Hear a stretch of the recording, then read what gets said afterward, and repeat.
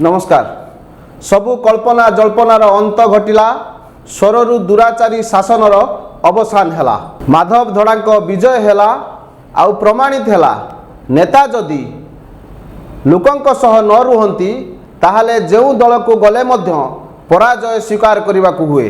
टंका ठारू भल पाइबार ओजन अधिका थाए, स्नेह प्रेम भल पाइबार आकर्षण अधिका थाए। गाली देई किछि लोकंकु निजर करी हुए, मात्र बेसी दिन नुहे ताहा अल्प दिन। क्षमता विकेंद्रीकरण हुए, क्षमतारे रही निजकु सर्वे सर्वा भाविबा खाली बुकामी नुहे पागलामी मध्य। जदि नेता क्षमतारे रही पागलामी करंती तार जवाब लोक निर्वाचन रे दियंती, यह स्पष्ट होइछि। दर्शक बंधु, आमे कहिबाकु चाहूचु सारा ओडिशा रे निर्वाचन शेष होइछि। एई निर्वाचन रे ओडिशा सरकार परिवर्तन होइछि एवं एक कथा मध्य कहिबाकु बाध्य जे ओडिशा रे जेउ सरकार थिला 25 वर्षर सरकार कोउटी ना कोउटी अहंकार रे बुड़ी जाइथिला एवं सरकारी कोल एवं सरकारी बाबू मानक द्वारा चलीथिबा शासन शेष रे अंत घटिछि एवं एथर नुआ एक सरकार ओडिशा रे गठन हेबो। आउ से सरकार केते दूर लोकंक पाखरे रहिबो, लोकंक पई काम करिवो, ए हेउची आजिर बड़ प्रश्न।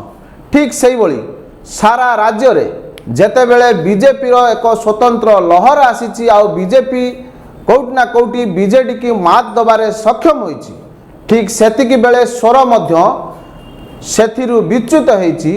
आउ स्वर रे बीजेपी रे थिबा पूर्वतन चेयरमैन बीजेडी रु प्रार्थी होई बहु कम भोट रे, बहु अल्प भोट रे जीति चंती एवं जो विधायक प्रार्थी बिजु जनता दल रु जाई बीजेपी रु प्रार्थी हेतिले तांकर पराजय हेची। आउ ए पराजय तांकर अहंकार रो पराजय हेची, तांको अभद्रामी रो पराजय हेची, एथिरे किछि संदेह नाही।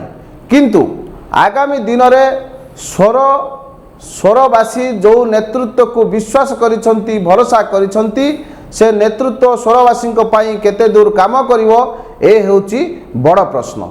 तेबे समय कहिवो जो भली भाव रे स्वर रे माधव धड़ांक जीत हेछि, ए जीत रे माधव धड़ांक जीत हेई थाई पारे, किंतु प्रत्यक्ष भावे राकेश मल्लिक जे बीजेपी रो दीर्घ दिन लु दाबीदार थिले, से जेते बेले स्वाधीन रु लड़ीचंती तांको पई ये जीत बा ये हार कुहा जाई पारे।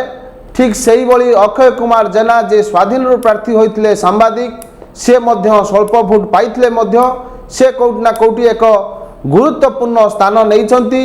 ये दुई जन जाक अक्षय कुमार जेना और राकेश कुमार मल्लिक दुई जन जाक बीजेपी दलर व्यक्ति एवं बीजेपी दल रे दीर्घ दिन धरी काम करी आसुले।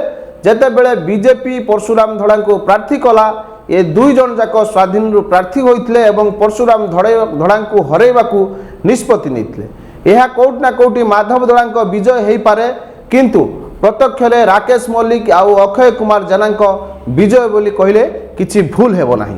तेबे देखिबाकू बाकी रहिला आगामी दिन रे माधव धड़ा केते दूर स्वर लोकंकर निजर हेई पारचंती, ए होउची आगामी दिन रे स्पष्ट हबो। आजिर कार्यक्रम को शेष करूछु।